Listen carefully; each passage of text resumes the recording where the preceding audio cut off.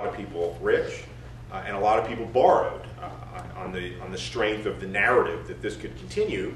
And then the following decade, we replaced that fantasy with a new fantasy that ironically took force from the understanding that the previous fantasy had been bogus. Well, you can't live in a valueless share of .com stock, but a house is a house. There's always going to be demand for a house. And on the back of that fact, we constructed this fantasy that therefore housing prices could go up forever. And therefore, however much money we invested in real estate was somehow justified by the fundamental demand for housing, however much we then borrowed from these fantastic prices that really didn't make any sense the minute we looked at them in terms of what people were actually earning at work. Well, we could just borrow and purchase and never have to worry about the amount of debt that was out there. This worked great for a long time. As you know, Bill Clinton says in this clip we just saw, hey, it was the 90s. You know, wild things happened. I mean, everybody seemed to have access to credit. People at the lowest end of the economic spectrum could get jobs much more easily than they could before. Wealthy people were now investing wildly in NASDAQ stocks and making money. And then home ownership got boosted, and people were borrowing against the value of their homes and spending. And you know, it was really great until we lost faith in this make-believe. And then the economy was left with the debilitating case of disillusionment. And then even healthy businesses and credit-worthy households suddenly couldn't borrow, and that meant people had to be laid off because companies just couldn't get their hands on money.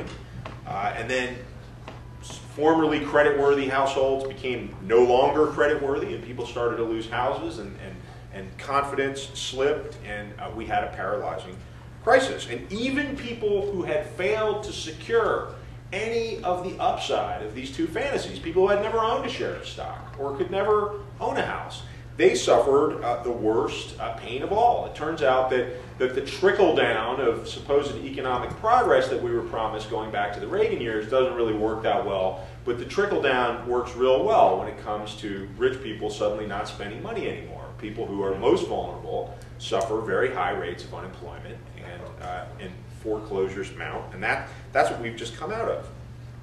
Now, our contemporary Peter Pan, Alan Greenspan, the legendary chairman of the Federal Reserve, aided by his lost boys, Larry Summers and Bob Rubin, another Clinton administration Treasury Secretary, repeatedly assured us that our own version of fairy dust, low interest rates, exotically lenient mortgages, you know, this was a reliable way to run our finances, even as home prices lost any rational connection to incomes, even as borrowing against clearly inflated home values emerged as a primary source of American spending.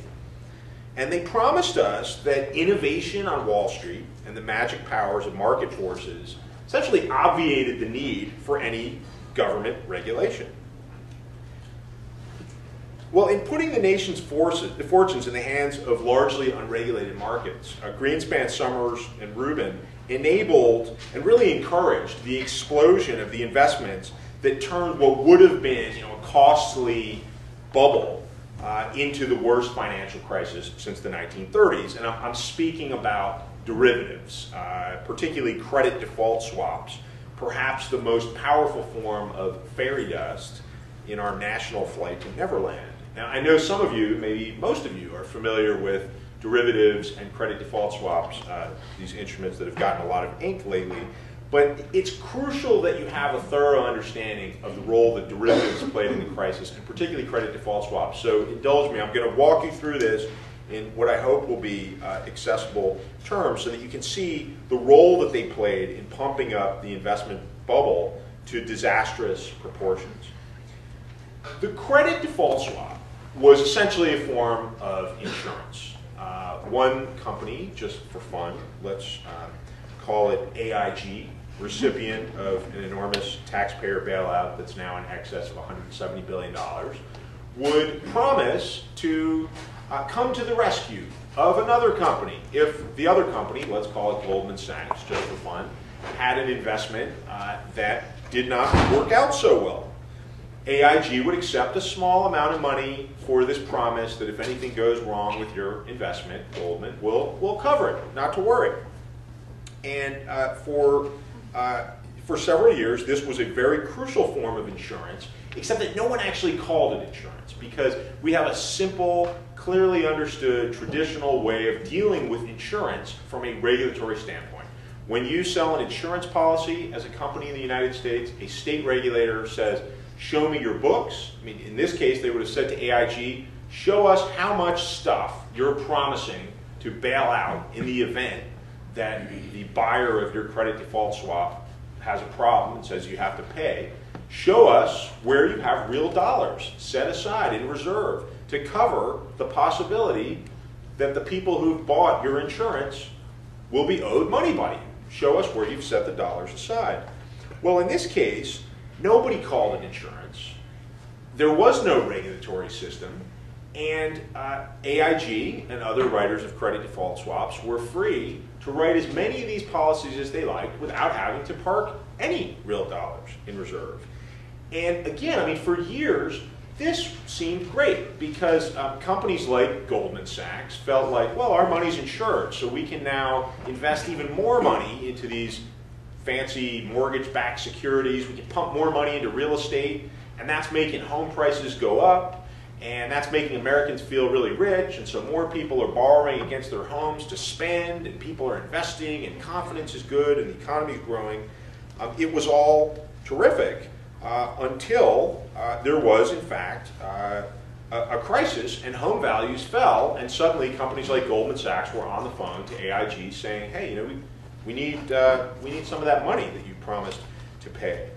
Well, whenever anyone sounded the alarm that there was excessive borrowing and gambling in the financial system, potentially setting us up for a crash, and there really were plenty of warnings along the way, Greenspan, Summers, and Rubin shushed them with assurances that the markets were effectively hedging all risks. And the argument was, this was Greenspan, this was vintage Greenspan.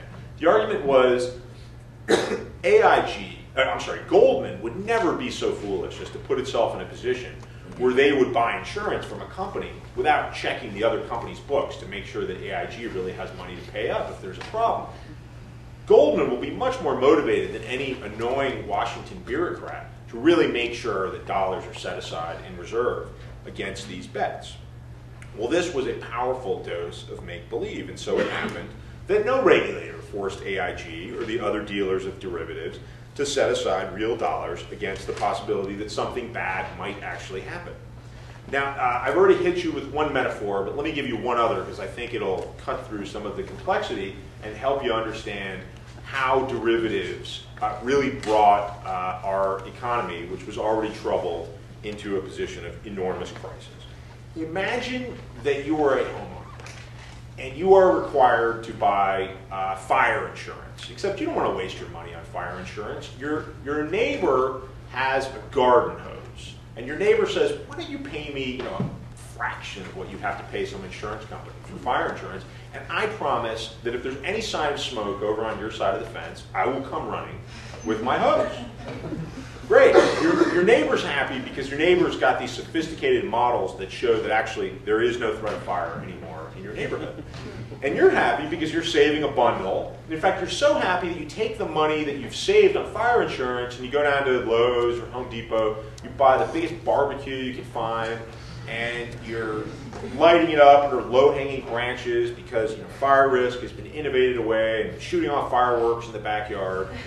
And it's great. In fact, the local government, let's dismantle the fire department. Why collect taxes to have a fire department? And you don't have to put smoke detectors in. So everyone's spending money like crazy. People are going out to eat, slapping meat on the grill. And it's all great until there's actually a fire. And then it turns out that your neighbor has been selling this same wonderful policy, not just to you, but to everyone on your block and around the community. And he's got one hose, and the whole block is now on fire, courtesy of this irresponsibility.